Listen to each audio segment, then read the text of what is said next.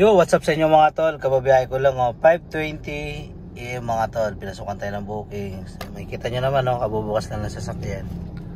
At ito tayo mga tol 466 mga tol, papuntang Terminal 3. Terminal 3 po yan mga tol.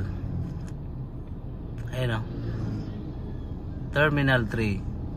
So ayun mga tol, punta na natin unang biyahe. 5:21 na mga tol. So ayun mga tol, 6:09 na po ng umaga. So nakarating na tayo mga tol dito sa Terminal 3 mga tol. Nakarating na tayo dito. Bali kumita na tayo ng 466 at isang booking pa lang to mga tol. Ayun one booking. So ayun mga tol, pagka ito mga tol magsiset tayo para priority tayo dito sa booking sa Terminal 3. So ayun mga tol, andito tayo ngayon sa Terminal 3. Bali diskarte ko kasi dito mga tol. Andito ako ngayon sa departure departure kasi mga tol, yung nasa taas. Dalawa kasi yan yung nasa taas saka nasa baba. Yung nasa baba arrival yun. So departure ako mga tol, kasi yung pasahero ko pa-flight pa lang ng ibang bansa o papuntang Visayas o kaya Mindanao.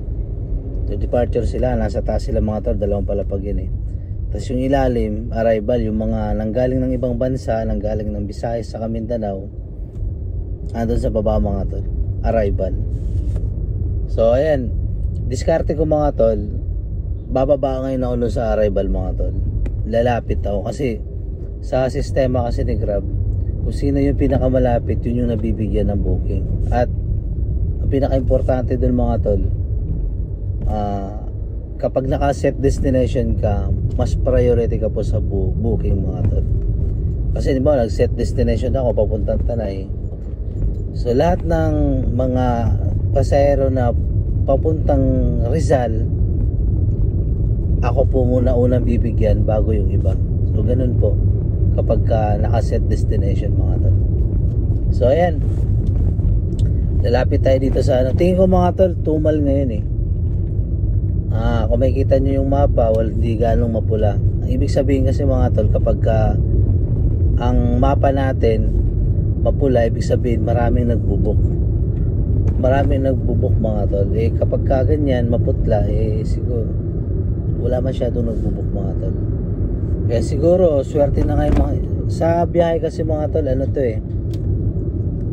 swerte yan lang mga tol hindi siya hindi siya araw-araw laging malaki ang kita.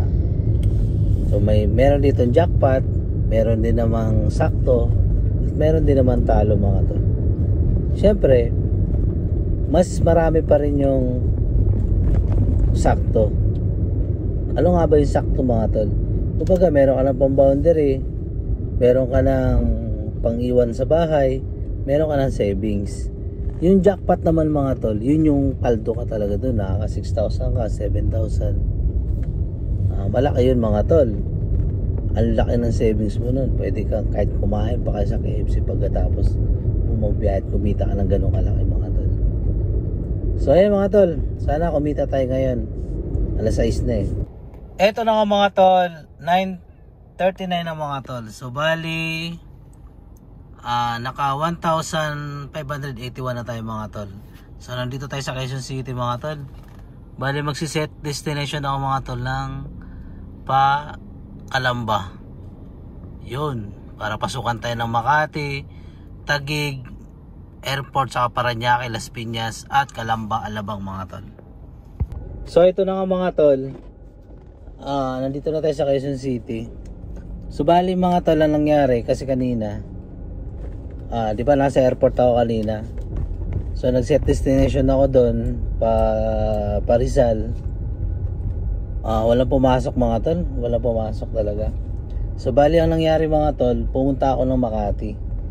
Pagdating sa Makati, pinasukan ako ng mga tag-100, 200, hanggang sa napunta ako ng Maynila hanggang dito mga tol. So wala akong nagamit na set destination. So ngayon mga tol, dito tayo ngayon sa Quezon City. So nag-set di ako pa Calamba mga tol, para hindi na ako pasukan ng mga maliliit. So kumbaga malalayo na yung pasok sa akin dito sa Quezon City. So ayun lang mga tol, May mga time talaga na gano'n, kagaya ngayon matumal mga tol. Pera ko pa lang nasa ano pa lang 1581 mga tol. Kumita tayo hanggang mamaya, hanggang alas 6 lang ako mga tol.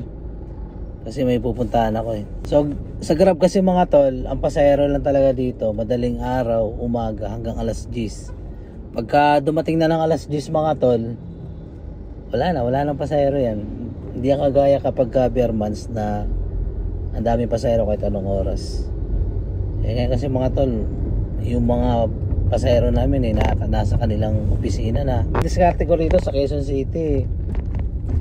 Lumalapit ako sa sa yung maraming condominium. Okay, doon sa mga parada ng mga bus. Yan, pupunta ako dyan mga tol. Medyo mahina ang biyahe natin ngayon. Sana maka 3,000 ako mga tol. Kahit 3,000 lang, kota pa rin yun. Eto na mga tol, pinasukan na tayo ng booking.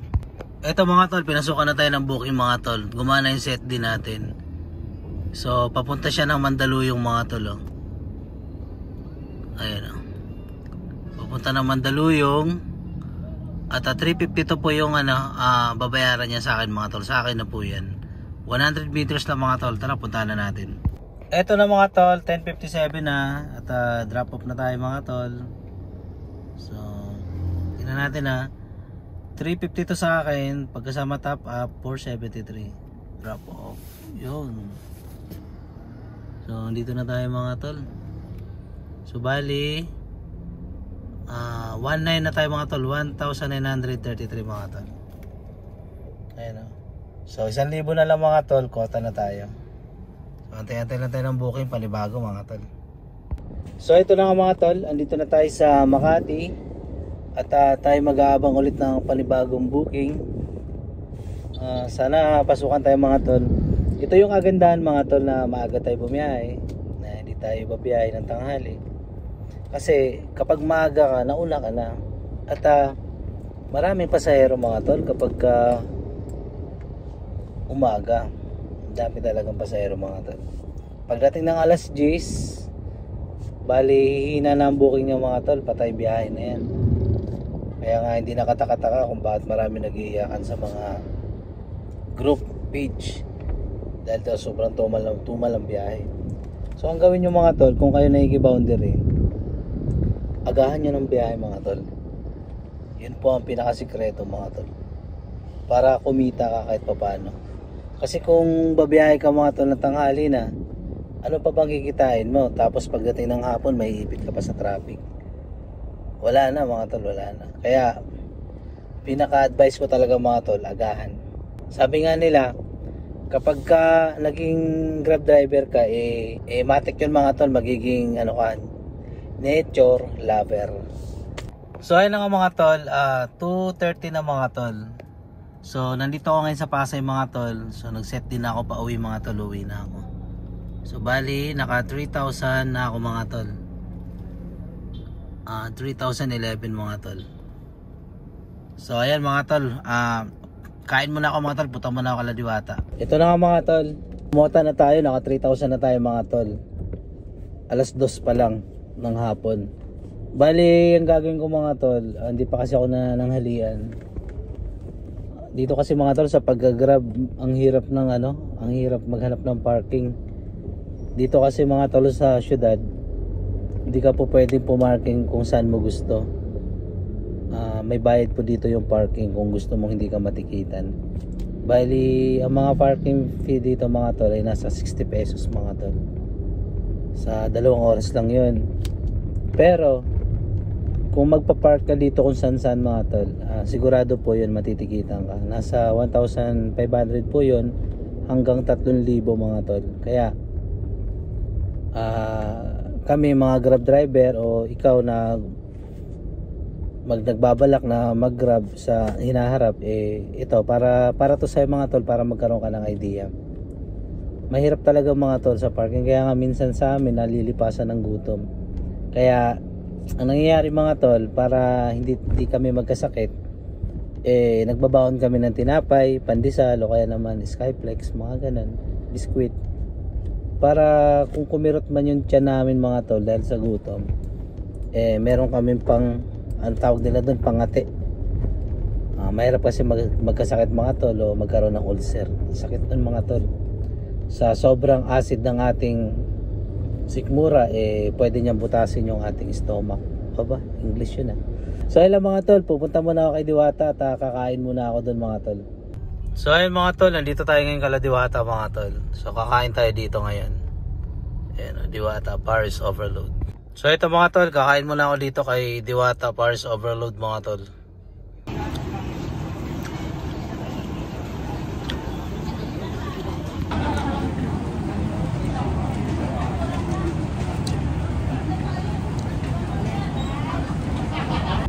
So ayun na nga mga tol, galing pala tayo kay Diwata.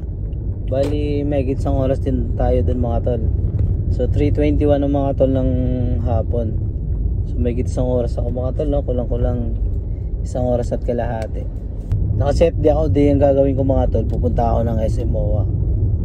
Sigurado maraming booking dyan pa uwi mga tol.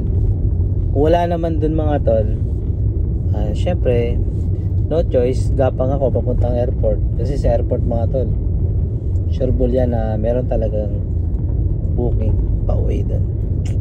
Airport yan mga tol, marami nagbubook lalo na gantong oras hapon mga tol.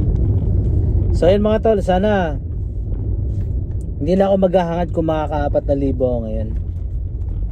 Kasi kota na ako mga tol naka 3,000 na ako mahigit mga tol So kung madagdagan pa at maka 4,000, di maganda mga tol. So yun mga tol, tingnan natin kung makaka-4,000 tayo.